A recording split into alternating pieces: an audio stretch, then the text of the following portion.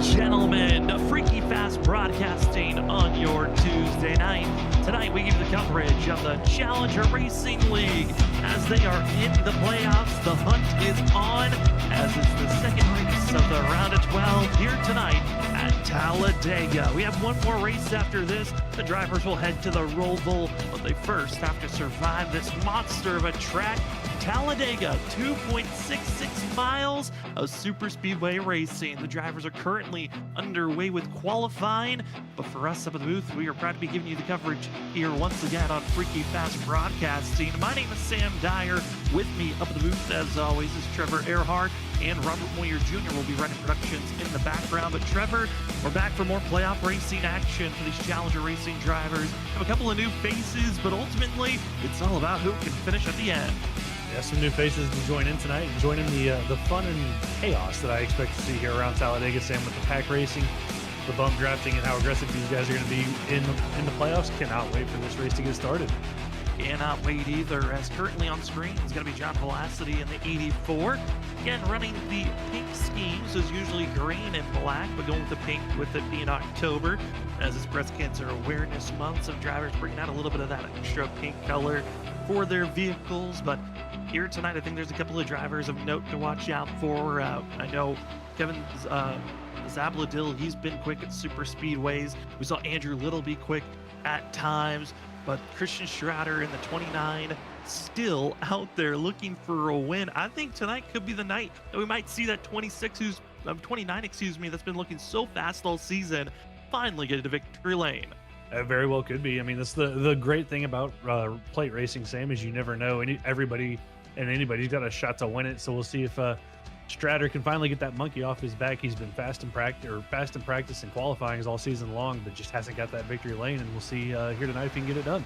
Tonight's the night to call, as we also have a few other drivers, as we also have Hunter Carlson making his return here tonight and trying to become the only driver to win at super speedways, as winner at Daytona and trying to win here at Talladega. One driver, though, you talk about super speedways, it's a chance for everyone to have a great run. Michael Martino has had a rough season so far, trying to survive the night, but tonight could be a night for one of his best finishes of the season. 75 is currently out there on track and hoping to top the board to get close to it if possible. Is Kevin Zabladil going to be topping the board for the 17? Brandon Bouchamp for the 15 going to be in second. One driver, though, that will be missing out on tonight, one of our playoff drivers, Steve Potter, not able to make it to this evening's race, was having computer issues. That is disheartening for a driver that made it into the playoffs, but his playoff push and run looks to be coming to a close already. Yeah, another one joining him tonight, Justin Malarkey, also not here tonight, Sam. So two playoff drivers that unfortunately not able to partake tonight, and going to put them in a pretty tough situation next week when we get to the Roval. Yeah, and with Malarkey luckily entering tonight, he was second in points, and it's the top 8 that advance into the round of 8 after next week's race. So there's chances of recovering, but for Steve Potter, he entered tonight 10th in points. So he was already behind the bubble. It's going to be a little bit harder. Malarkey, it's going to be close, especially on the fact that we do have stage bonus points to be given out after lap number 25, as plenty of other statistics and stats and bonus points to be grabbed. We'll touch on them more as we have finished up qualifying. We go into our grid as the drivers get prepared. Again, race number 2 of the round of 12 have to be underway. 75 laps. Our stage break at the end of lap 25. Your pole sitter here this evening going to be the driver of the 17 of Kevin Z at Zabladil. On his outside, going to be Brandon Bouchamp. Third place going to be Andrew Trone. Andrew Little going to be in fourth place. Preston Fox going to be in our top 5. Sixth is Michael Martino with Matt Hayden. Seventh, eighth is Hunter Carlson. Newcomer going to be Harold Rothery as well. In 10th place, we find the 40 machine of Gregory Barmanier. John Velocity will roll off in 11th, and Christian Strader in 12th. David Rochek will be 13th, James Fitzmaurice will start in 14th, and Jesse Nolan will round up 15 drivers here tonight. 15 making the start. But how many will make it to the end is going to be the true question for this evening, because we've seen super speedway tracks can be tough at times. Talladega, though, a little bit easier. I mean, Trevor, from your point of view as a driver, Talladega, Daytona, they're similar in ways, but very different in others.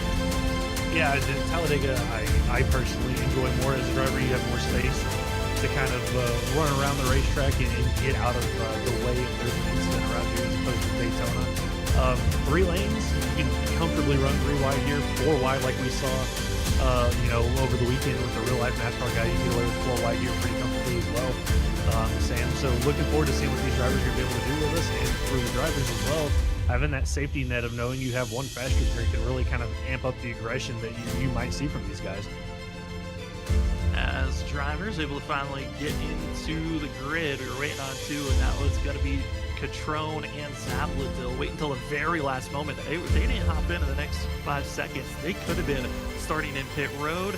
Instead, everyone starts on the grid. Everyone takes off, and you see the field rolling. These are the calm moments before the storm starts as 15 drivers start up. How many will make it to the end, as this is Talladega? And these drivers also on top of there being the stage break at the end of lap 25, 1 fast repair, 3 extra sets of tires, and the fun factor that changes each and every week, it's the fuel percentage. It ranges from anywhere from 40% fuel load to 60. And here tonight for the field, they got to be feeling very comfortable in the fact that at least they have 60% fuel load to work with. So getting to the stage could be a little bit easier here tonight. Yeah, I think with the 60%, they should be able to make it to that stage break at lap 25. But it's gonna be later in the race where we might see some fuel mileage play into this, and that's gonna be a fun thing to watch all night long, Sam. It certainly will be, because of the fact of fuel mileage and extra pit stops we've seen throughout this season. If we look back to Daytona a few weeks back, actually almost a full 2 months back, we saw there being a lot of penalties being given out. Drivers caught speeding into pit road, and it cost a lot of drivers. Here tonight, Talladega's a little bit of an easier place to get into pit road, and expecting drivers to be a main focus under this week, because it has been almost every week there's been 1 to 3 drivers caught speeding on an entry.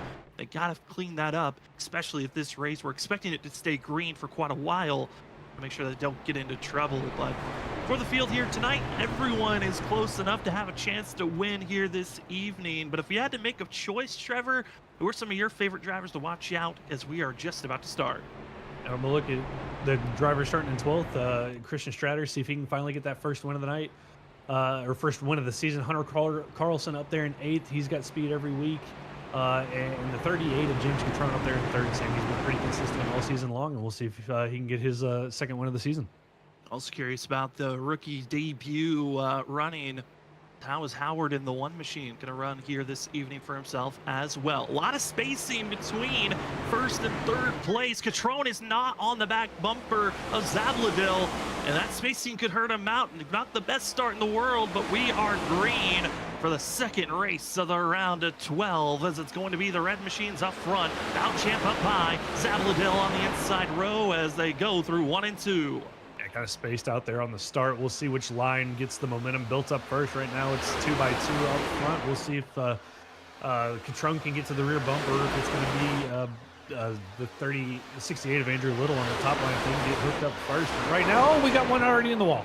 Already trouble, and it's Martino spun around for the 75, and a first caution of the day before lap 1 is even done.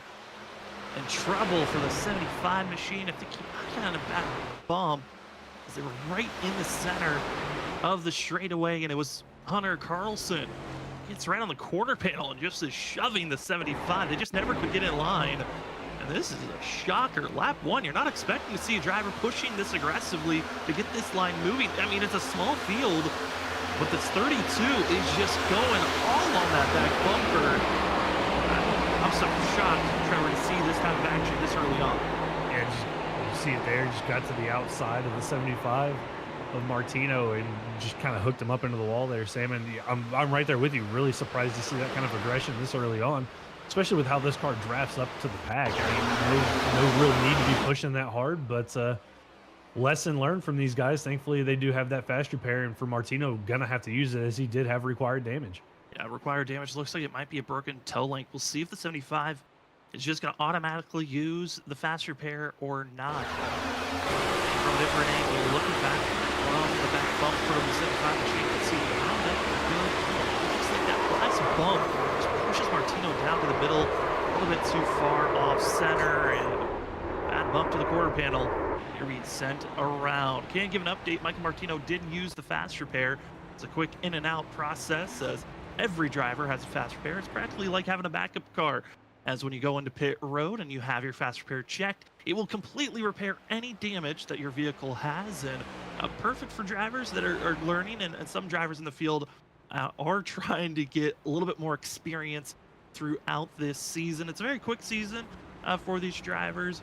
But, honestly, every little bit is so necessary, and having a fast repair in a series where you're learning, Trevor, it's going to be so nice to have. Yeah, it's just kind of that safety blanket. You can go out there, make a mistake, or as we used to call it, you can afford to make one mistake, or you can afford to have somebody make a mistake around you. And for Martino, gonna be able to get back out there and race the hopefully the remainder of this race, but kind of gonna have to change the way he races, Sam, knowing that he doesn't have that fast repair for the remainder of this. Might have to be a little bit more patient until the end of this race. Well, Ned did not get to complete a full lap up to speed. So, Brandon Boucham, congratulations. You got the fastest lap. 1 minute, 35.478 second lap time, and is technically the only driver to get a true lap in that is counted so far. So, congratulations to the 15. Take that back. Michael Martino, who's running down and catching the field, takes away the fastest lap. But looks to be admins, as there is a race control. Thank you to James Wright, who's watching over this field. So if there's any incidents that need to be deliberated, and he's going to be the judge on those, he judges that the 32 is a blame and will be given an EOL for this next restart. So gonna have both drivers that were involved with that last incident gonna start in the back for this next restart as we continue to pace on. I want to say thank you to everyone that's joining with us. Is this your first time watching Freaky Fast Broadcasting? We enjoy the fact that you're joining with us to see the coverage of the Challenger Racing League. We cover plenty of different racing leagues throughout the week. We just finished up on Wednesday nights with the WSSR Cup Series, as they just concluded season number 9. They will be back in the first week of November, November 6th. We'll be back for the start of season 10. See who could challenge Zach Hall, who is our most recent champion. And then other series that we cover, we were supposed to be giving you coverage on Thursday of the Shoney's Doghouse Cup Series, but because of the hurricanes that have been hitting Florida here, the one that hit last week and the one that's hitting them currently, they are taking that week off once again. They're hoping to be back to racing action next Thursday for our Thursday series of the Shoney's Doghouse Cup Series. And then also in the middle of their season, coming to the end of the regular season actually, on Monday nights is our ISRC Truck Series, our lone truck series that we cover, but is a joy to call, as the drivers are going to be stacking up 2 by 2 here as we wait for the base car lights to go off. Trevor, I mean, quick incident, curious on, will this reset the field, or is this going to be a kind of a tone setter of this is what we're expecting to see, is aggression all the way through the night? You know, I think it'll reset the field, but I mean, we also thought, Sam, that this race was going to go caution free up until the end of it, and proven wrong on lap 1. So I think it's going to be kind of a wait and see moment. Will Hunter Carlson be aggressive, trying to get back up the field, kind of like what he was doing there, or are these guys just going to click off some laps and try to see where we're going to be to the end of it? I'm going to err on the side of we're going to see some more patience, but the race car drivers, Sam, and you never know. Yeah, it's so true. Never truly know, as some of the drivers getting service done. Extended time was given out for Christian Strader in the 29 machine. Also staying in a little bit later than I was expecting was the 84. I'm trying to see if he accidentally took tires or not, because of the amount of time that the 84 is out on pit road. It looks like it was just simply getting more damage repair. Also, Hunter Carlson did not take a fast repair, and more damage repair was given to Steven Rochek, who will start at the end of the line. Only driver to use fast repair was Michael Martino in the 75 machine that was spun out. Rest of the field, though, they're stacked up and ready for racing action. It's going to be Brandon Boucham taking the inside row for the 15.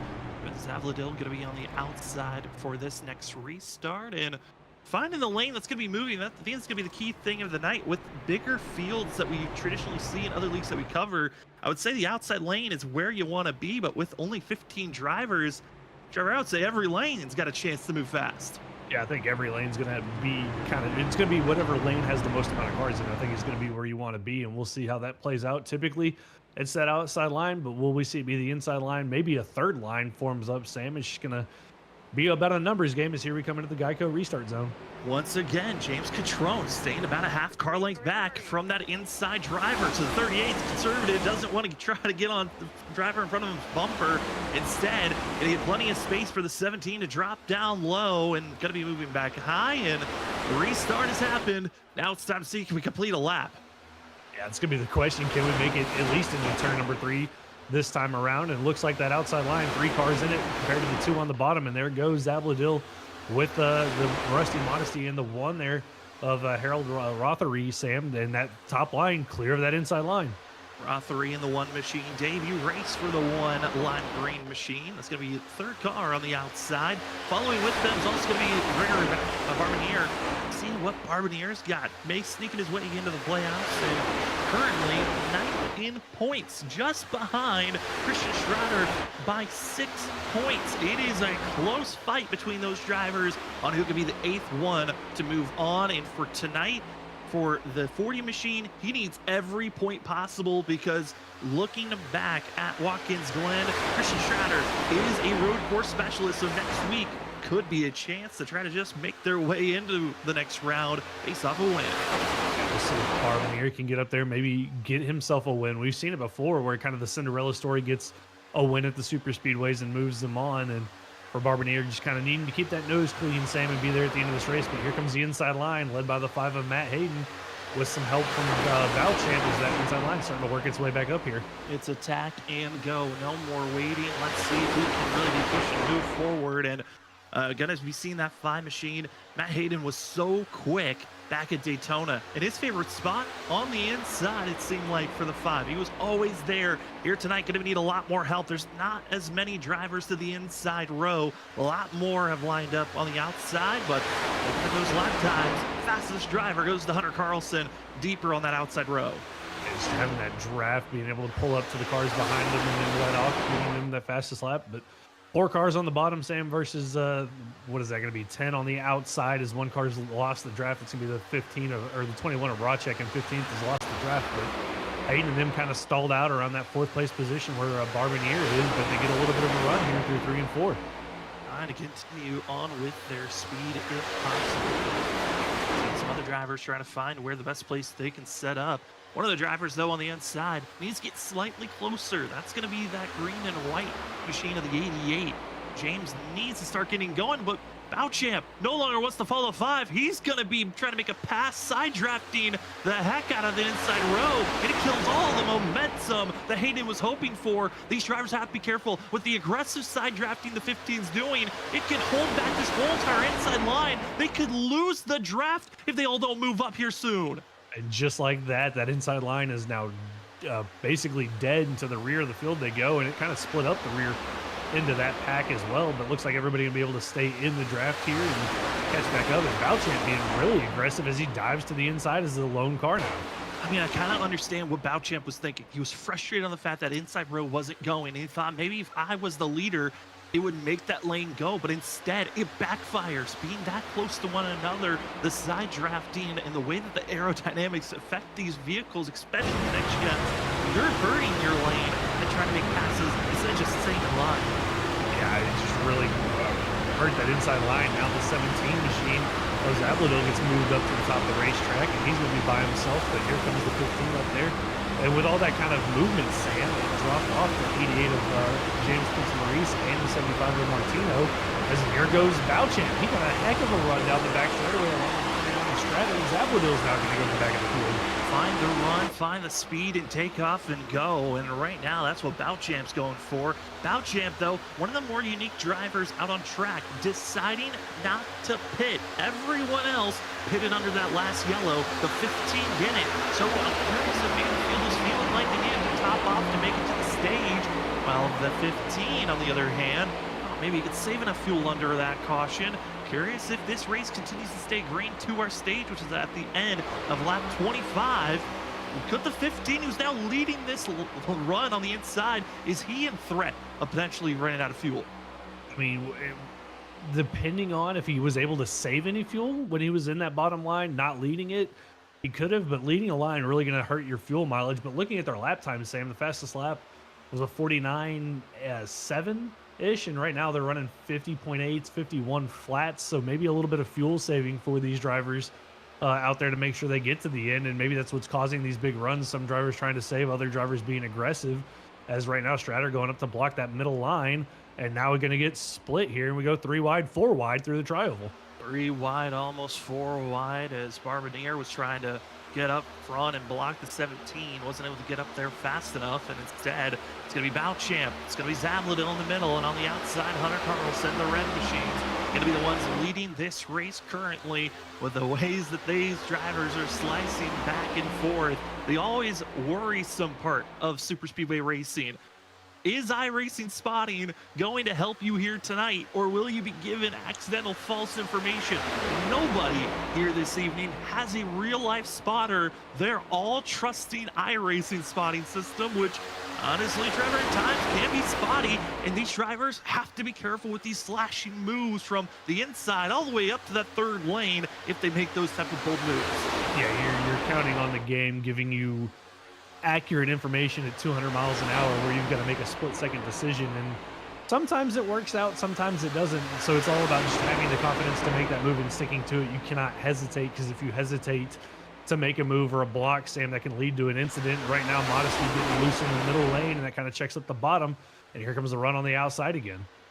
As Zabladil leads the charge with Christian Schrader, they're going to be trying their best to lead the inside through Hayden as well, as Fitzmaurice going to be on the outside, and the 88, excuse me, who is currently, I think that's the 33 on the scheme, is currently trying their best to stay attached. But with this major slowdown, I mean, it's enabled the Fitzmaurice as well as Martino to get back in the mix when they had completely lost the draft.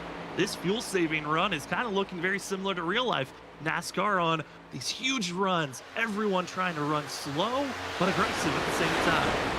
Yeah, I was really surprised to look up and see Fitzmaurice and Martino back in the lead pack. I thought for sure saying that they were going to drop off and fall way behind these guys, but with the kind of how this is played out, able to stay in that lead draft, and that only leaves the 21 of Racek, who's all by himself back there about 23 seconds behind these guys, as that top line tries to form up again, now led by the 68 of Andrew Little.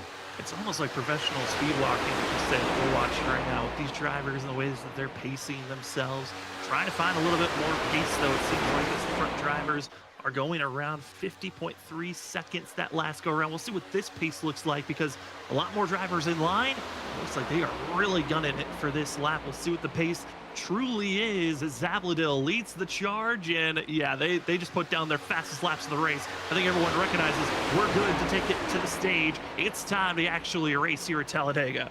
It's going to be interesting to see how this plays out now, and it doesn't look like anybody's in that fuel save mode, so now the runs are going to be bigger, the speed's going to be greater, and the moves are going to have to be more precise here. Sam is the little in that top lane with I believe it's Carlson behind him, trying to get that momentum built up. Matt Hayden there as well, as they try to close in on this gap, now side by side with Bouchamp there in the 15. Who's willing to take off and go and stay out of trouble? Looks like Michael Martino did lose contact to that lead draft, so it's just going to be 13 drivers racing for 10 positions. The stage break will be at the end of lap 25. Yellow will be thrown unless there is a caution between lap 20 and 25.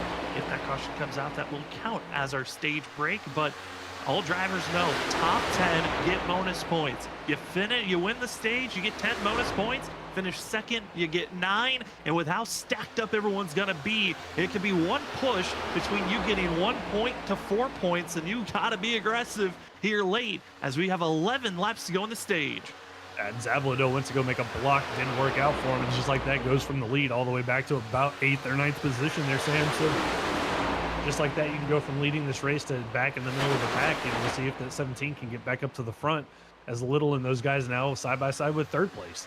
I'm looking at the bottom 2 right now. Those are going to be the most consistent drivers. I think Schrader and Modesty looking for a good run, trying to recover after Daytona, and the ways that drivers were caught, a majority of the field caught with speeding penalties under that race, and it was some of our fastest drivers that were penalized. Here tonight, you want to get the stage win, you want massive stage points, especially for the likes of Rusty Modesty, who missed last week's race, was not able to race. He just had missed time managed when he was able to get back home from a trip, and he was an hour late. But for this 6 machine, a great run here tonight. has a chance of surging it forward with Steve Potter not being here, Justin Malarkey not being here. This 6 needs to maximize every point possible. That he does, and right now looking good up in second, pushing the 29 of Stratter, and I mean, he is locked to the rear bumper of that 29 machine. You can get away with that for about a lap and a half before the car starts to overheat, and right there having to drop back just a little bit from the 29, and we'll see if that's going to allow a run. But the back half of this field, Sam, really kind of just spread out and no momentum as they're going to go 3 wide here further back. Andrew Little now gets stuck in the middle. Stuck in the middle, but there's 2 drivers further in the back that we've really not touched on at all of this top 3 group. That's going to be the likes of John Velocity and Jesse Nowlin. Both drivers we have not touched on. Velocity, always notoriously known for being late. He is one of those drivers that will sit in the back, wait patiently until he feels like he is comfortable to go and push for a top position at the end of the stage and at the end of this race. While on the other hand, the 28 of Jesse Nowlin, he's been struggling at times of making the moments and big passes to make. He's one of the least experienced drivers entering this race. And right now, the 28 going to be the 4th car on the outside and is on the move now. Went from being back in 11th and 12th, now is climbing to be inside of our top 5. Yeah, just trying to hang on to the draft of the 17 there, as that top line really got a lot of good momentum there. And that's going to allow those 4 cars to basically to drive up to the lead here as they get past Stratter. We'll see if they elect to drop down and hang the 28 out to dry on that outside line. And it looks like that's going to be the case, as Nolan not quite clear of Stratter there, but he's going to have a little bit of help. Here comes Barbier to the outside. The 1 machine looking to the outside as well. There, Harold, he's going to drop back down. And now Little going to try to come up there and help those other 3 drivers. All these drivers trying to cycle into position. Where will it be that you want to attack and go? But with all the movement that was happening, we're right back to the speed walking phase. Everyone's about a second off of their fastest laps after we were going as aggressively as we could there for the past 5 laps. Now it's settle back in 2 by 2. Who wants to be the new leader to take off and go? I know majority of the field, they're all in the same Discord channel, so there's a lot of communication going on behind the scenes. Not a lot going on in-game radio chat, as Rachak going to be going a lap down for the 21. And there could be a lot of communication of, okay, let's back off. Let's save our fuel. Let's save our tempo. And then there might be a call of, all right, it's time to get racing bulls. Let's go and go for a win here as we are closing in. Going to be 6 laps to go in the stage when they cross the line. So the fun thing about smaller fields is you can all be in one voice chat, kind of talk with one another, and have a little bit more fun, I would say, than opposed to being everybody split up in their team chats and playing some strategy calls. But right now, I mean, this racing, Sam, just been really aggressive on who gets these big runs. Right now, Nolan gets caught out to the outside by himself as he's going to get shuffled to the back. And just like that, Zabladil, who fell all the way back to about 10th or 11th, now back up into the lead. I mean, it's just going to take you a full lap to go from last in this pack to the top. All it's about is finding a few drivers that are willing to work with you. As a driver on the inside, 33 on screen, 88 on our ticker. That's going to be James Fitzmaurice, who's going to be that driver that's running the run scheme for us here this evening. But we'll try to keep you up to date. Again, reminding you the 33 is technically the 88 on our ticker. We're in second on the inside. Rusty Modesty, though, on the outside group, getting a huge push from Gregory Barbier. And Barbier looking pretty stable now in those last couple of laps, getting a little bit more trust from the field as the 40 machine pushes the 6th to the lead. Yeah, looking really good. And now had a little bit of help from James Catrone, but Catrone gets shuffled out by the 32 there of Carlson, who forms the 3rd line with help from Andrew Little, and then Christian Stratter in the 29 is Catrone going to be the victim of the quote-unquote sucker hole as he goes backwards in the middle lane all by himself. And the factor we never really talk about tire wear never seems like it was ever a talking point for the longest time in super speedway racing. It wasn't until this next gen car where tire wear really was a big talking point, because you would always snap loose in the old fixed setups. Seems like here tonight they found a setup that really looks stable even into a longer run, because I saw some really big moves early in this run that I would have been a lot more terrified this late into the charge. But drivers seem like they're still confident that they can go back and forth as Zabladil find an opening to finally drop down low. Yeah, he kind of got side drafted there, lost all his momentum, and found a nice hole to fall into. Is Carlson going to try to lead that outside line now with Andrew Little behind him? But yeah, when the next gen car first came out, it had a bad habit of really heating up the rear tire, especially the right rear tire around the super speedways, and it would snap loose on corner exit when the car unloaded. I think it had something to do with the suspension setups, but with iRacing tweaking it, it's gotten a lot more stable. And now, Sam, I don't think you'll see drivers take tires unless it's, 2 tires when they get fuel under green or 4 tires under caution. The tires are not as important as they used to be, and the cars look a lot more stable around there, especially on corner exits. They certainly do. 2 drivers, though, I'm a little bit concerned about. Maybe they're seeing something that we aren't. That's going to be running back in 12th and 13th. That's Brandon Bouchamp and John Velocity. They're starting to back off, and right now, Bouchamp has lost the draft to the lead pack. He's 1.5 seconds behind 11th place runner, being the one machine of Rothery. And right now, curious on if this group will try to make the charge go forward or if they'll just settle in and say, you know what, we'll just finish on where we're at because we're coming to the end of the stage. And I got a feeling this top group's going to get a little bit too racy for our liking. Yeah, it could be. Just felt like, hey, this might be a little bit too much for us. Don't want to waste our fast repair this early with how aggressive drivers are being. And right now, I don't think those two are going to be able to catch back up before this stage ends. Is more movement up front as now the 32 Carlson going to dive to the inside of Zavladil and Andrew Little going to go with him. Well, Hunter Carlson didn't have to use that fast repair after that first lap incident. So now he's willing to risk it all. I still have my fast repair, and that's why these drivers willing to make the big moves to the outside. As Barbanere trying to do a massive block, it forces Little down to the apron as drivers just finding enough space for themselves. A huge block, shocking to see as we are on now coming up to the white flag of the stage. But if a caution flag comes out at this moment, that would be it. These drivers would be done with the stage. So everyone knows, get inside the top 10 now if you're one of the drivers in the playoffs.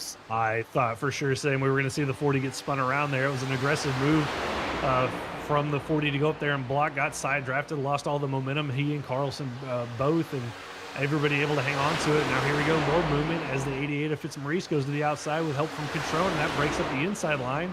And we'll see if they make a move to get around Modesty, who does a great job blocking, but big run at the top as Zavladil now gets to the outside. Zavladil going high. They're going to go 4 wide, almost 5 wide as we come across the line. And oh no, it's Strider and others. Everyone caught up in this one, and the caution flag flies as the stage comes to a conclusion, and it's Rusty Modesty who holds strong as everyone else caught up in the mess.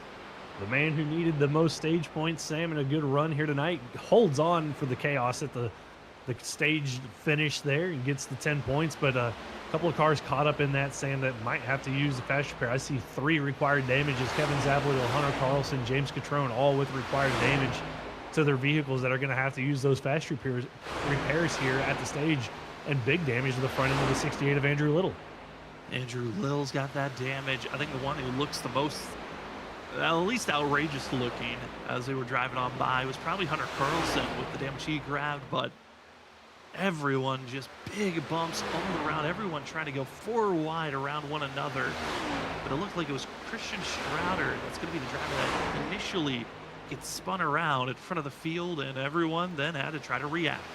Yeah, just big runs there, Sam, big blocks, and unfortunately for the drivers, everybody gets caught up in that, especially in a small field. I mean, that's essentially, 80% of the field caught up in that wreck that has some type of damage or another. A couple of drivers lucky in that, I would think, would be Bouchamp and Velocity, who lost touch with that lead pack, weren't, had plenty of time to get slowed up for it. So huge break for those two, but for everybody else, and I'd be on pit road for a little bit getting damage fixed. Also, another driver with pretty smart evasion for themselves, the 5 machine, and Matt Hayden dropping down to the apron for himself. A great run overall, but that will be our stage. Rusty Modesty will take the stage win. For us up the booth, though, then we're going to take our first commercial break of the night. It has been a fun one overall as we've had our 2 cautions so far. As the field gets ready to go back to green flag action, they first got to get pit stops, and then it is time to see what strategies on pit road and out here this evening. We'll be back with more racing action for the Challenger Racing League right after this as we go to our commercial break.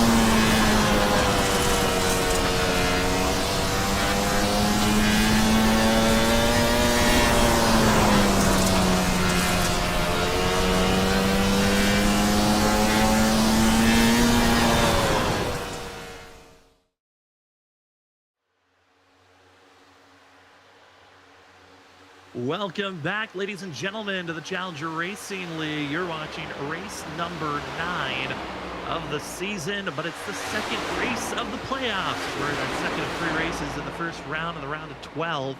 Currently, you're watching the second pack as they have been battling side by side, and at moments 3 wide, killed all their momentum, and now our top 4 are in their own zip code. 2 seconds in growing is going to be Matt Hayden, Rothery, Barbier, and Zabladil. They are on their own, and they are showing what it is like to just follow the driver ahead of you. Right now, this second back needs to get this either line centered up, or they need to find a way to keep their speed going because they are continuing to lose even more time to just these 4 drivers. Yeah, it's crazy to see. The top 3 got separated there pretty quickly, and Zabladil was able with a huge run to catch onto the rear of them, and those 4 now just driving off into the sunset now up to 3 seconds, but it looks like finally the second pack starting to kind of get it figured out, being led by the 21 of Racek, who was able to get it the lucky dog there, saying we'll see if they're going to be able to run them down at some point over the course of this run, or if this second pack's just going to continue to race each other, as I see some pretty good side drafting back there.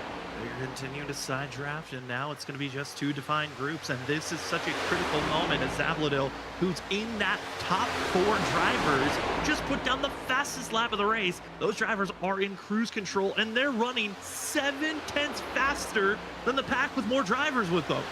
Yeah, it's just been that aggressiveness back here. Barbier was trying to side draft a couple of drivers, and that kind of hurt the top line and the bottom line. And now it looks like they've got it single filed out back here, Sam.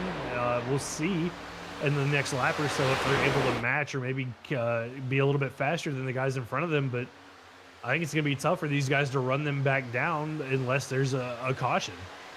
And the reason why the draft works is when you have a driver in front of you, it allows the airflow to be a lot smoother and allowing the driver that's behind you give you a better push and to allow the air to just continue to glaze off. And the closer you are to one another, the faster you can drive. And right now, our front 4 are practically glued to one another, while everyone in this second pack, yes, they're running slightly faster, but they're still losing time, as that front 4 is just proving what it's like to be attached. You can see those little air pockets between 3rd and 4th. That's where Jesse Nowlin is, to the back bumper of the believe that's the 38 of Catrone.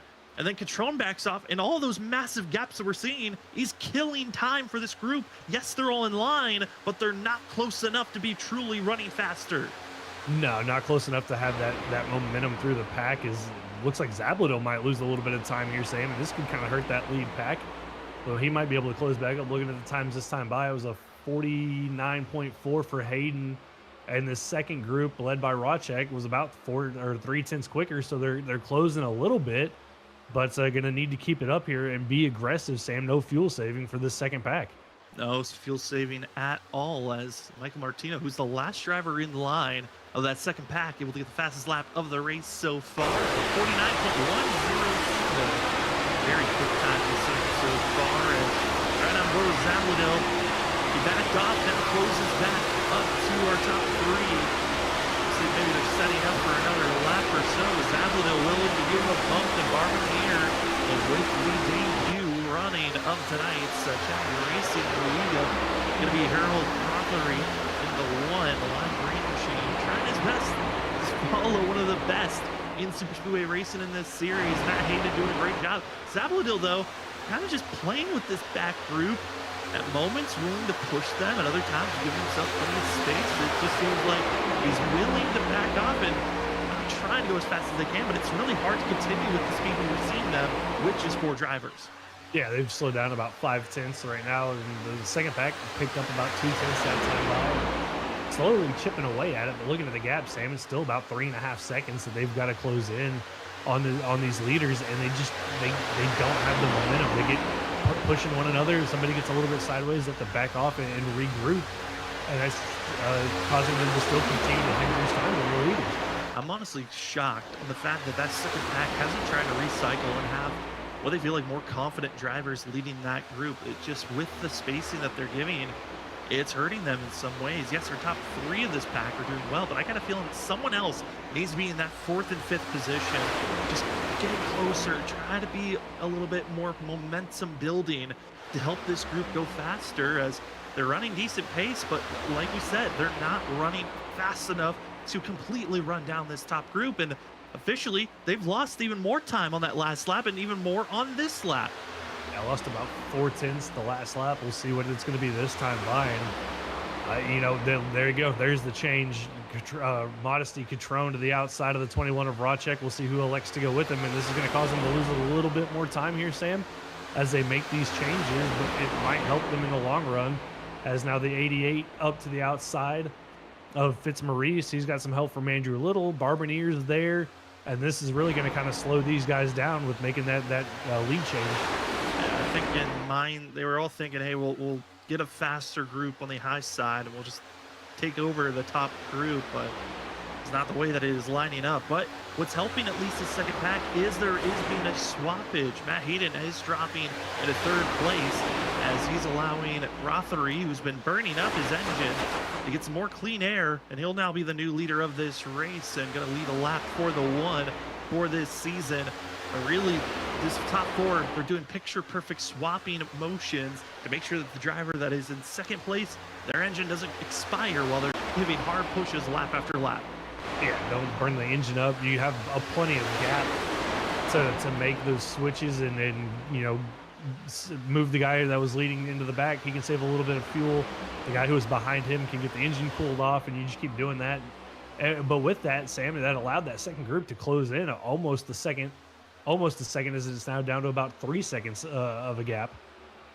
Closing it in ever so slightly. We'll see, though, in the next lap or two, especially with the fact that we're seeing this group on screen still side by side. I understand what their theory is, but in practice, this group being side by side is hurting this pack as a whole. They've got to be careful, especially with how close they're seeing Fitzmaurice as well as Nowland close to one another. That side drafting is hurting everyone in this pack.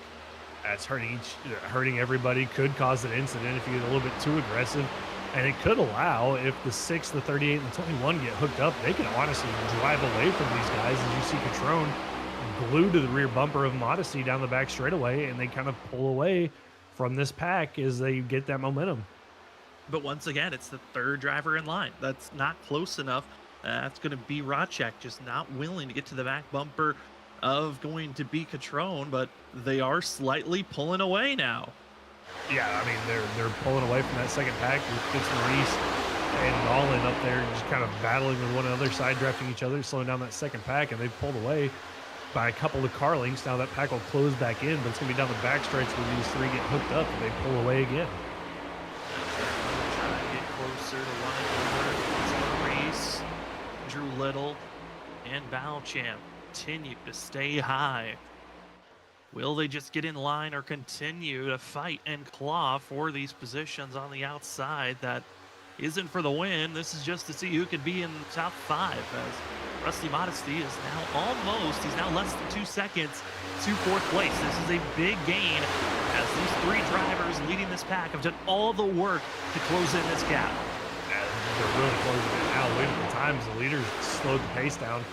With Rothery in the lead, they're running a 50.1s. They might have gotten into a little bit of fuel save mode, and this has allowed Catrone, Modesty, and Racek to bring this second pack into the picture, now down to under 2 seconds. Sam, they are definitely gaining on that lead 4. And I'm looking at this front pack. Big thing that's hurting them is Barbanir in the 40 machine is not staying as glued to the back bumper. A lot of movement is happening. The second driver, that's second place overall right now, and right at this current moment, every time they exit out of the corner, he is going out to the outside, trying to collect the vehicle. It just seems like he does not feel comfortable being the driver that needs to push. 40 currently not able to give all that momentum to Rothery, and Rothery's just trying his best to run a line that you can follow, but it is not working for this lead group that had over a 3.5 second lead to that second pack. It is now down to 1 second between 5th and 6th position.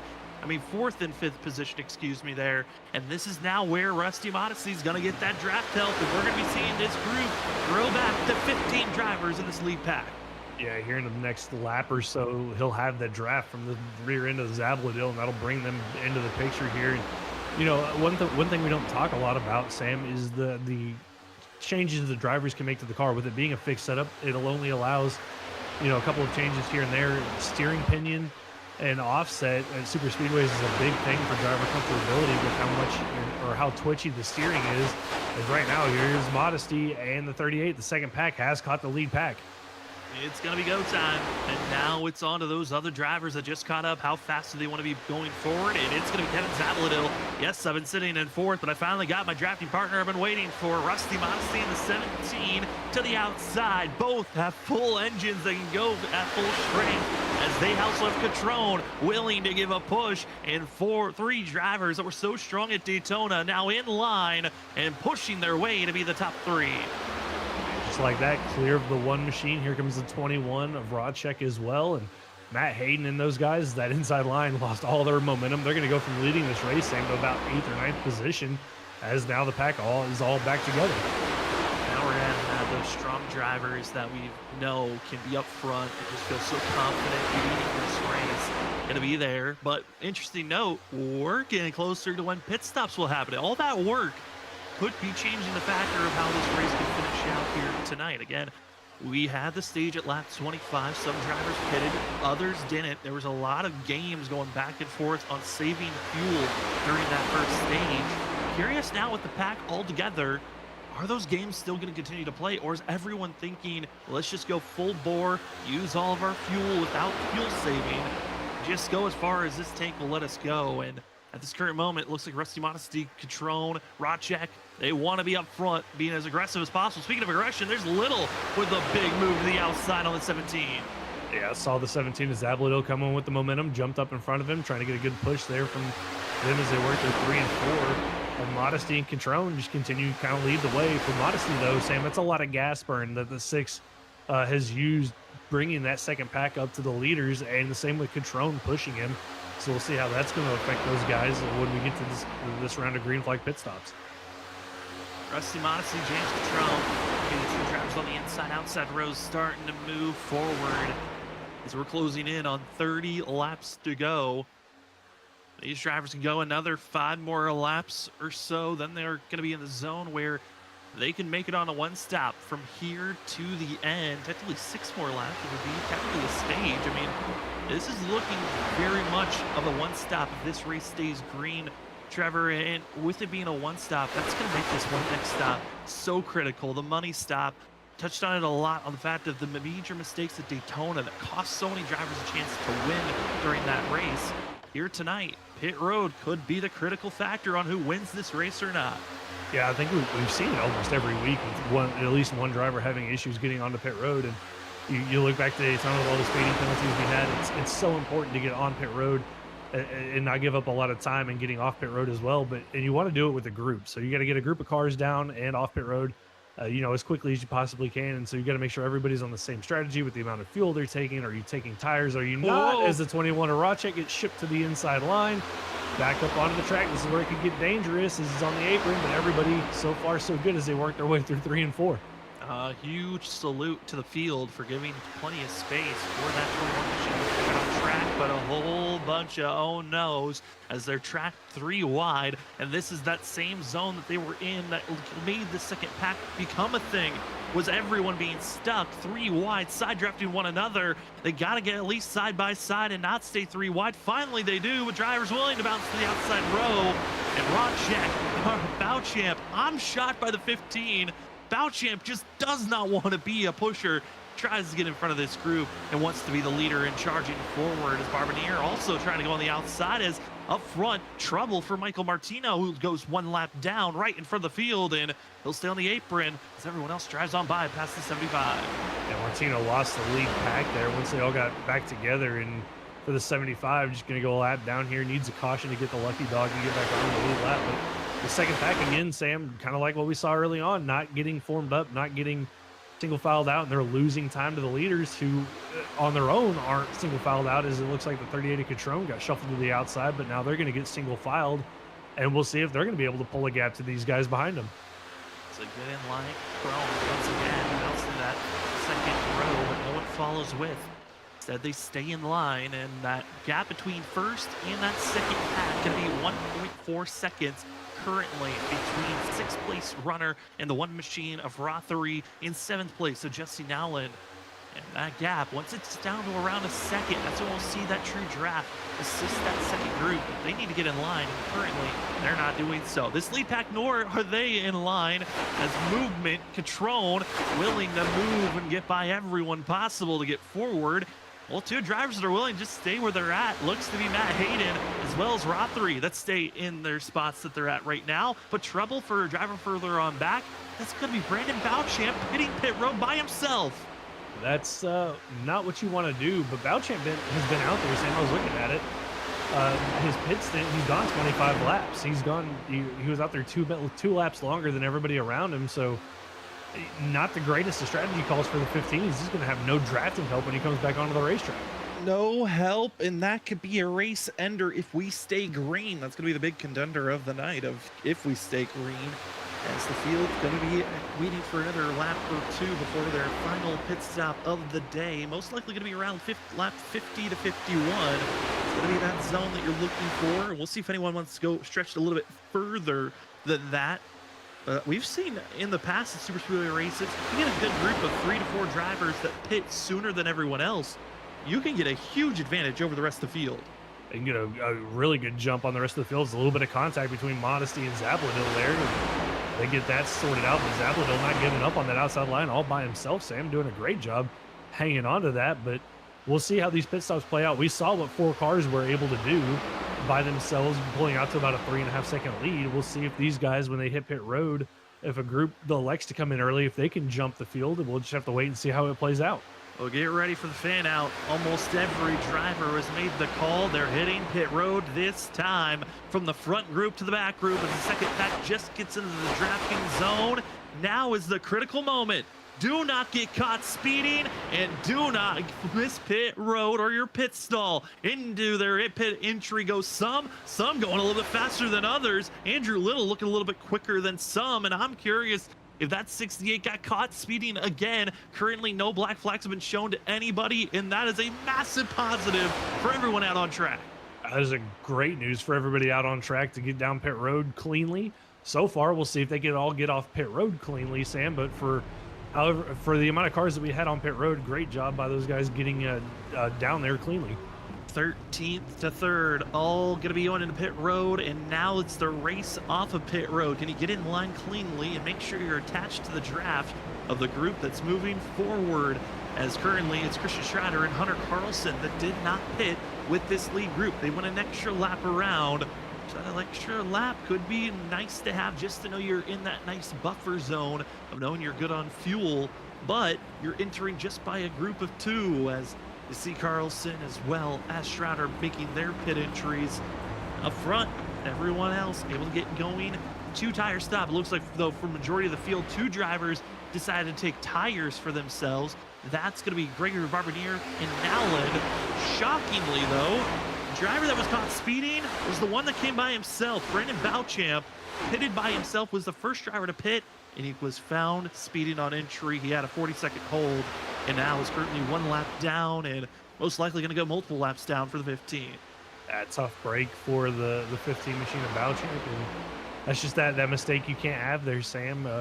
Not only did he have the pit strategy wrong, had to come by himself, gets caught speeding, now going to need a couple of cautions, I think, for that 15 machine to get back into this race. Looks like we've got 3 cars up front spread by themselves, Modesty, Catrone, and Andrew Little, and then another group of 3 behind them led by Zapladil, Matt Hayden, and John Velocity. I got a feeling that second pack's gonna catch them. It's gonna be based off of time, and who can stay in line, stay the smoothest, carry the most speed. Gonna be a big factor, as it's now the chase down to the end of this race, and who will be the grouping to watch out for? Will it be the top 3, the second group of 3, or will it be someone else scattered throughout the pack? As it is, our pit stops are done. It's about taking it to the end, and for us up the booth, we are going to take one of our final commercial breaks of the evening as we step away. Thank you for watching the Challenger Racing League. We'll be back right after this for more playoff racing action from Talladega. Who's going to be the winner of race 2 of 3? We'll find out right after this.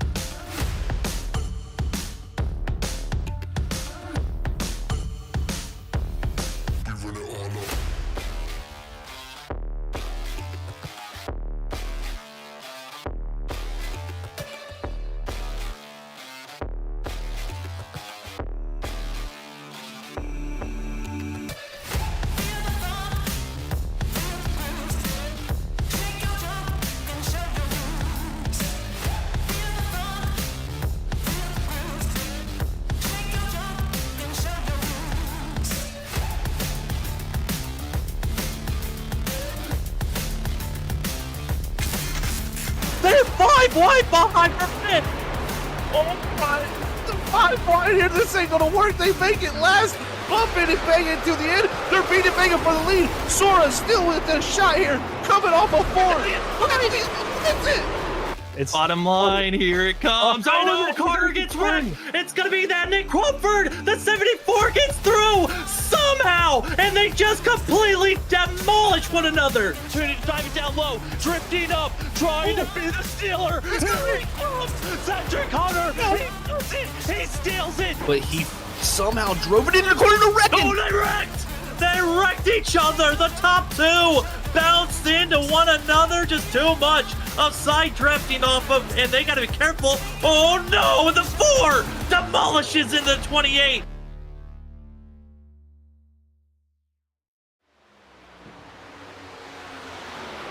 We are back, ladies and gentlemen, and if you've been watching side by side with that commercial break, you'll notice we're still with 3, 4, 5 different groups out there on track, and they're scattered from anywhere from 2 drivers by themselves to 4.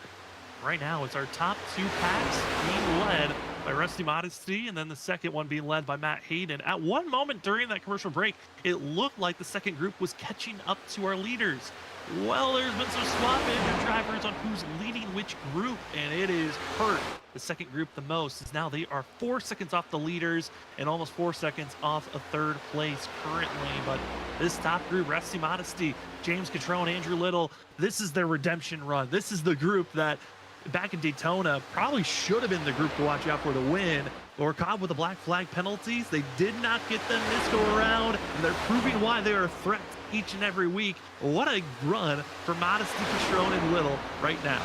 Yeah, I mean, they got on and off pit road the best. Were able to hook up and pull away from that second pack. And Sam, barring anything kind of wild happening, that's going to be a 3-car race to the end of this thing with coming to 15 laps to go.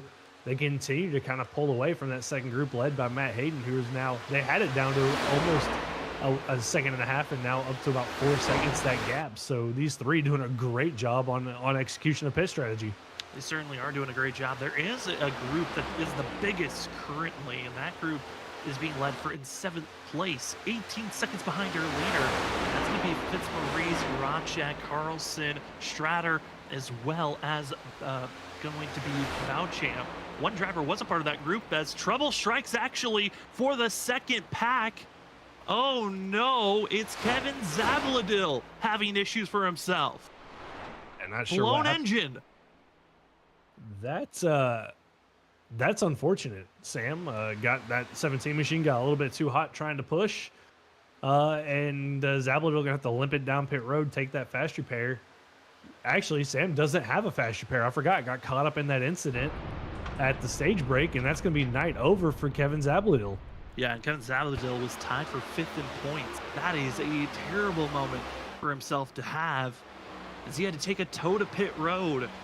Was not able to just cruise his way to his pit box, so that's going to be even more time. The 17's race is over with 14 laps to go, and if we stay green, it's down to Rusty Modesty, Catrone, as well as Andrew Little, because Matt Hayden and John Velocity, it's a great run. You've got Michael Martino with you, but you're over 5.5 seconds off of the leaders and continue to lose time. You don't got much for the leaders, but if you're going to be banking on a caution, it might be back from that 6th, 7th, 8th, 9th place position if they start to get a little bit racy. Yeah, I think that's what Hayden and Velocity are hoping for, is maybe that third pack with Rodchek and Fitzmaurice, and those guys get to racing one another and cause an incident. But right now they're single filed out and not looking good, Sam, if you're Hunter, if you're Hayden and Velocity, on the hopes of trying to catch that lead 3, as they can just continue to lose time since they lost the 17 to Zabladil. And I don't know if Ron Walters is still out there in the chat. Your update on Rothery, who found himself being a part of the third pack, lost the draft, continues to fall. The pace just isn't there for the one. Don't know if there was an issue or not, but hate to see that for the one machine. His debut is looking strong. We'll see what true pace he has, though, going into next week as we head to the Roval for the last race of the round of 12. Zabladil just calls it a race over, so we're down to 14 drivers out on track, 12 on the lead lap, as Bouchamp's 1 lap down, Martino 2 laps down, And next week at the Roval, Trevor, that's going to be an interesting one to watch because we weren't able to give you coverage of Watkins Glen, but it was all really all velocity in Strider. Strider really a strong road course driver is going to be the ultimate favorite when we head to the Roval next week. It's going to be fun to watch. The last race, Sam, I believe on the old configuration of the Roval, NASCAR's gone through and reconfigured it. Just haven't got the update yet in iRacing, so it should be the last time we see the Roval in its current configuration. And it puts on a pretty good race for a road course. So excited to see what these guys are going to be able to do for us since we didn't get to watch Watkins Glen. I think the Roval will put on a pretty good race for us, especially with it being the cutoff race. Yeah, I'm curious on which strategy to see, who knows the what they call the meta or the right ways to use your tires at road courses or not. And going to be seeing how the strategies react. Again, that's next week when we will see the Roval. Speaking about next week, we also got other great racing action. Talking about the ISRC Truck Series on Monday night, our only truck series that we give you coverage here on Freaky Fast about. And that series, they are coming down to crunch time. Just got done with Auto Club. We got a lot of hurt feelings after that race, and they're going to get even more hurt as they head to New Hampshire. And Trevor, I know for yourself, you've raced in that league in the early days. Taking the trucks to New Hampshire is never the safest place to be. No, it is a handful, to say the least. You think of the next-gen cars, I know you and I have covered a handful of New Hampshire races in the next-gen cars and how kind of wild they are. The trucks, I would say, are a little bit more of a handful than the next-gen cars around there. So if you have hurt feelings after Auto Club, and I caught the first handful of laps, and understandably see why they have hurt feelings, I think you're going to walk out of there with a little bit more hurt feelings and maybe some pretty good rivalry to ruin after next week. Absolutely. And then, like we said, we've got next week on Tuesday here for the Challenger Racing League. It's the cutoff race, and we will move on to the round of 8 after the Roval. And then we're hoping that all the hurricanes and storms are done in Florida and everyone stays safe during this next hurricane that's getting around for the next Thursday. We will be going to New Hampshire in the next gens with open setups of the Showman's Doghouse Cup Series. We had a lot of off time to get the setups right, so I'm expecting those machines to be in tip-top shape once we finally hit their track at New Hampshire for the Shoney's drivers. But for us here tonight, it's the final run, final charge. Let's get our final sense of what it's like to race around here at Talladega. Everyone's in their own little trains. Let's get a little bit of a crank it up in these final moments here at Talladega.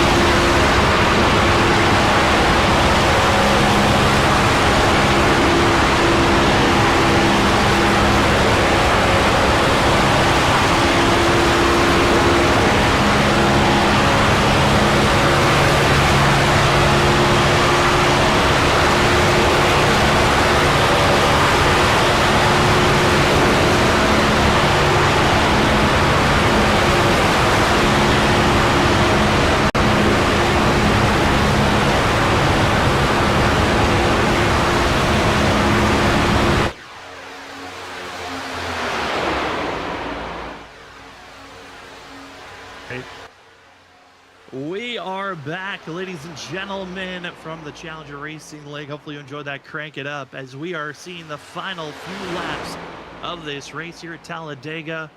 Again, our leaders are in their own world right now, over 13 and a half seconds ahead of the second pack that is being ran down by the third pack, which is just 3 drivers against 6. And well, interesting talking point when Trevor and I were under that crank it up, fuel wasn't going to be an issue, and for some drivers it is, as Barbineer and Jesse Nowland hit pit road. Same is going to be the one machine of Rothery. Curious if drivers can even make it to the end of this race, or is everyone gonna have to go into extreme fuel saving? Because Trevor, this race finally got a little bit interesting here late. Yeah, 4 to go, and I was kind of crunching the numbers when we were on that crank it up, and they've got about 25 laps on fuel on the last green flag run. This run's going to put them right at that window. And for Rusty Modesty, he's led this league group the entire time, so the fuel mileage on that 6 is going to be a whole lot worse than Catrone and Little behind him. So what's going to happen with the leaders here with 4 to go, Sam? Are they going to have to make a pit stop? It looks like the packs still continue to go around for another lap here. What's going to happen? And the leaders over the radio are pitting. The 6 and the 38 have made the announcement. They are going into pit road. Oh boy. That's going to leave Andrew Little. He's going to be going into pit road as well. So our front 3 cannot make it to the end. Everyone else has been about 2 seconds off the pace, led by Matt Hayden. John Velocity as well is going to be having the help of Michael Martino. This is now should be our next group of drivers to watch out for. Can they make it to the end? As it just went from an absolute Modesty's got the win to, is it Hayden? Is it going to be Velocity here late? This is going to be interesting. Can Hayden and that group make it on fuel? I don't think they can, but you never know. They've been running a little bit slower lap times, so it's possible. 3 laps to go as that lead pack that was our leaders off pit road, and they've got separated. Catrone's lost Andrew Little and Rusty Modesty here a little bit. We'll see if they can get hooked back up, but this could throw a wrench into everything, Sam. If Hayden and Velocity can get on and off pit road cleanly, they might be able to make it up, but I think Velocity over the radio is saying he's coming down pit road this time. And Matt Hayden, I think, believe he is as well, so they will not be able to make it. Now you've dropped back to 13 seconds behind this group, where you find Christian Strader, who's by himself, having a little bit of help with Hunter Carlson in front of him. That's going to be 3rd and 4th currently, as your top 2 could not make it with coming up to 2 laps to go. Can Carlson and Strader now make it? Will they stay out for an extra lap? Because Rusty Modesty and Little, they're not in fuel saving mode anymore, and they're just 2 seconds behind Carlson and Strader, who are now fighting for this position. This is going to get interesting, and with that, James Catrone, Sam, lost the 2 leaders, so it's going to be a battle between Modesty and Andrew Little here, depending on what the 29 and the 32 can do. Can they go to the end on fuel? What's going to happen? Here's 2 laps to go. I think if you haven't made your pit stop yet, you're going for it and seeing how the cards play out. A lap and a half to go, and once again, like they always say, you get to Talladega, but start and finish line is not in the middle of the triangle, it's after the triangle. That little bit of extra distance you have to go to finish this race could be critical for yourself here tonight, as down to Andrew Little and Rusty Modesty. It's down to a 2.5 seconds as we're coming up to the white flag. It's going to be the challenge of those that are saving fuel to those that can go full bore. It's 1.3 seconds as they cross the line. Here we go, Trevor. Who's winning Talladega? And Strader and Carlson, are they going to have enough gas to fight off the challenge from Modesty and Little? Will Little and Modesty be able to catch them? They work their way through 1 and 2 to gap about 1.5 seconds, Sam, as they continue to close here down the back straightaway. They're going to get there. The question's going to be, can the 2 in front of them make it on fuel? And when you get there, do you trust the driver that's behind you, or do you fight for everything to get your own win? Rusty Modesty missed last week, needs every point possible. Andrew Little helping and assisting as anything can be. Now down to 0.7 seconds as they exit turn number 4 to Strader. Carlson, do they have the fuel? Strader goes low. He doesn't have the fuel. Carlson hopes he has the fuel, but it's Rusty Modesty closing in. It's going to be close, but Carlson wins another super speedway race. What a fuel call by Hunter Carlson, able to save enough fuel to make it to the end. So close for Christian Stratter, Sam, getting his first win of the season. Runs out of fuel on the exit of turn number 4, and Modesty and Little just come up ever so short with their call to make one final pit stop. But the man right there, he played the fuel mileage right and gets the win here tonight. I don't even know if he's got enough fuel to make it to the start-finish line, but for Hunter Carlson, what a call for himself as Strata ran out of fuel coming out of 4, was puttering the 32, just had to trust that there was a drop left coming across the line as Modesty and Little did everything possible, but it wasn't enough. Instead, it's going to be Hunter Carlson with another win this season that gives him the 3rd and now the most winningest driver of the season. What a charge by the 32 machine as he's not able to make it to the end. And for us, we're going to step away. When we come back, we'll talk to our top 3. Hunter Carlson, our fuel mileage winner. Rusty Modesty and Andrew Little that just came up shy. We'll be back right after this for the post-race show.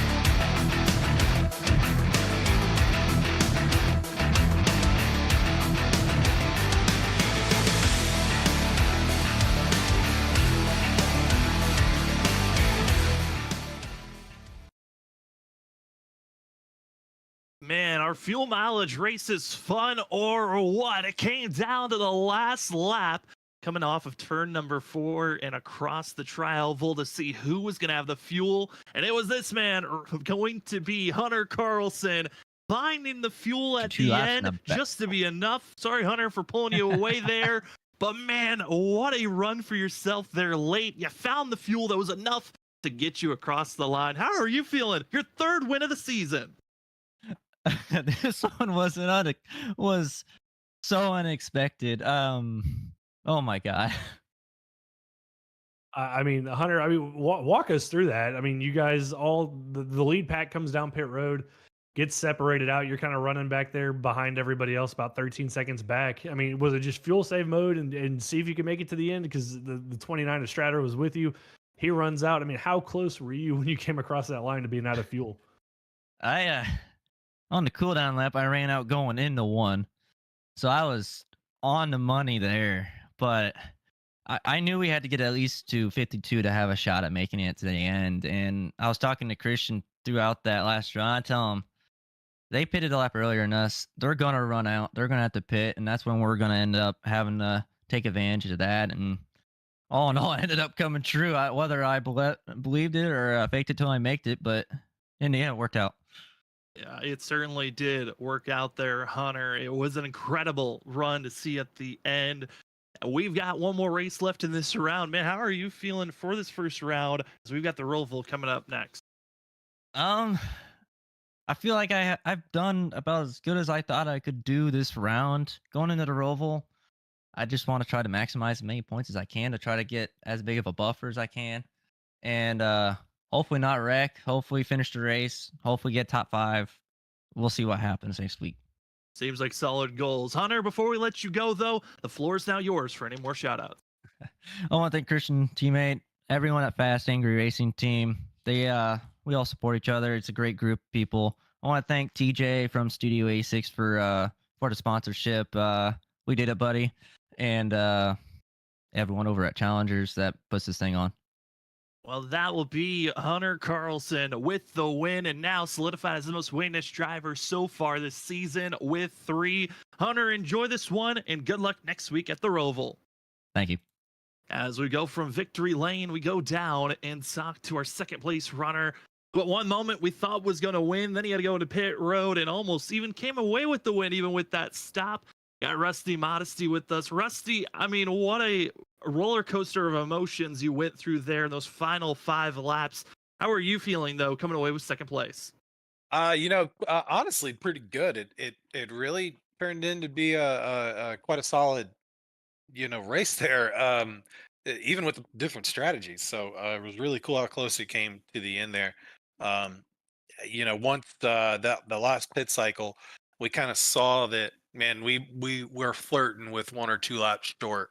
So we just decided to make a quick decision right out of the pits and just say, hey, let's just plan on making a stop and let's go as hard as we can. And that gave us a good gap at least over the guys behind, the guys saving fuel.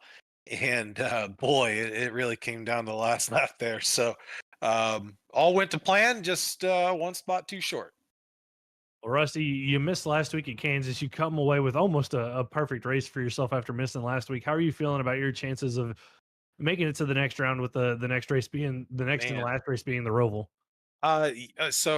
Just really excited with the points night tonight. Hopefully that can offset last week. Sadly, had to do adult things. But man, I love the Roval. It's one of my favorites. It is my favorite road course. This car is not fun really on road courses. It it really wants to bite a lot. But Yeah, I'm excited. I feel good. I think I'll still have a decent finish. We have some really good road course racers in here. Um, you, probably almost half the field are like really good road course racers. So it's going to be a nice, tight run next week. So looking forward to it. We're excited for it as well. Rusty, congratulations on second place. And before we let you go, the floor is now yours for any more shout outs. Yeah, hey, shout out to everyone that kind of runs with us every week and is helping make this thing great. All the people that race with us week in, week out, everyone involved in the administrative side, um, helping people out. Couldn't ask for anything more. Freaky Fast, just top of the line, doing a great broadcast for us. Great comments, great feedback from all the friends and family and everyone that enjoys watching. So um, shout out to you guys as well. But appreciate y'all. Well, that will be your second place finisher here tonight, Rusty Modesty. Rusty, congratulations on this finish and good luck next week at the Roval. Thanks, guys. As we move from second place, we go down to third, where we get to talk to the driver that was on the same roller coaster you could say that Rusty was on. We got Andrew Little with us, our third place finisher. Andrew, I mean, those final 5-8 laps, how are you feeling coming away with third there? Because it seemed like everything that you guys tried to do, it just didn't work out there at the end. Well, I mean, actually, it kind of worked out almost perfect because we knew there was a group of guys that were going to try to save, and we knew that we weren't going to be able to make it running out front. And we were literally talking. I'm like, I'm hoping what happens is this comes down to like a mere like car length or something between a fuel car and a car that stopped, and it was really close. So I was actually really excited with it. The craziest, I think if we would have been just a little bit more organized together with James Catrone coming off a pit lane and it was 3 cars, I think we would have had it. But we just got disconnected, and unfortunately, basically, Rusty and I decided, well, so much for James. Sorry, James. And we we had to like you're 2 laps to go. You have to just put the pedal to the floor, and yeah, and when we saw how fast we were catching them, we were like, this is going to be amazing. And then I don't know what happened. I gave Rusty a big shove down the back straightaway and then never could get back to his back bumper. And so I think that was completely the difference there. If I would have been able to be locked to him, I think it would have been even closer, or Rusty could have gotten the win. Well, Andrew, y'all came so close to getting that done. How are you feeling though about next week going to the Roval? Uh, I'm I haven't raced there in a while, but I've been pretty good in the past. So I think I'm gonna try to get some stage points. I don't think I need to win. I'll have to check out what the points are. We don't do a win and in type situation this year yet. We're just doing the just cumulative points before we make the cut. So I think it's just gonna have to be a good points day before the stage and a good finish, and I think I should be all right. But I'll have to double check after this race and see what happens. It certainly is going to be a fun one next week to get those points calculated. But Andrew, for tonight, congratulations on third, and the floor is now yours for any shout outs. Yeah, I'd like to say thanks to you guys and thanks to JW, our race control. Also, hi to my family upstairs. While you guys are sleeping, I'm trying to keep it down because I'm a bit loud and obnoxious at times. But everything has been really fun, and all the guys in the league have had really good attitudes, and we've just been having a lot of fun for this little short half season that we've done. Well, tonight certainly was a fun one with the fuel strategies there late. Andrew, congratulations on third. Enjoy it, and good luck at the Roval next week. Thanks, guys. Have a great night. You too. As we find ourselves being done with our interviews, we get ready to take a look at our unofficial results here tonight, which drivers bouncing all around there late with the fact that some had to pit later than others. And field strategy runs helping some, hurting others. But ultimately, it was Hunter Carlson that comes away with the win here tonight. Rusty Modesty and Andrew Little with their late pit stop still able to salvage second and third. Christian Schrader running out of fuel off the exit of turn 4 will fall to fourth. With James Catrone fifth, John Velocity sixth, seventh was Hunter Hayden, as well as 8th and 19th James of this race, as well as Stephen Ronchek and Gregory Barbier finishing out our top 10. The rest of the drivers, a tough night, I would say, for some, especially for that 17 there, Trevor. Yeah, I mean, cooling down, Zavalito blowing the motor, having to use the fast repair early on, same with the stage break with the caution, and blowing the engine, going home 15. Tough night for him after showing a lot of speed. Bowchamp was aggressive early, Sam, and then just a bad pit strategy call for him. Puts him down there in 14th, and we'll see if those two drivers can bounce back when we get to the Roval. Roval, our next destination, and it's going to be an elimination race. Who will be in, who will be out? It's going to be fun to watch. But if you want to see more great racing action, we got you covered next week. As we've got tomorrow on Wednesday, still Thursday off from our usual coverage. WSSR will be back on November 6th, and we hope to have Doghouse back not this Thursday, but the next Thursday. And Mondays coming to the end of the regular season very quickly. Only 3 races left to see who will make it to the playoffs. And we got the injury upcoming Monday. Don't want to miss it. It's going to be fun. Next week, we know it's going to be a blast with road course racing. We're going to have a pair of New Hampshire races. But for tonight, Trevor, any final thoughts before we call it an evening? I mean, what a race then. We saw some early carnage and some aggressiveness, and then the fuel mileage plays out and got us a really good finish there at the end, and excited to see what we're going to see next week at the Roval for the cutoff. Cannot wait for it. Tonight, you got to see the Challenger Racing League on Freaky Fast Broadcasting. For myself, Sam Dyer, for Robert Moyer Jr., and Trevor Earhart, thank you so much for coming in and watching the show, as we've got ourselves more great racing action next week, starting Monday. For these Challenger guys, we'll see you at the cutoff race for the Roval next Tuesday night. But if you want to see more racing action for then, Monday night's going to be your next destination. Will we see more tempers fly for the ISRC Truck Series? You have to find out Monday night on our next Freaky Fast broadcast.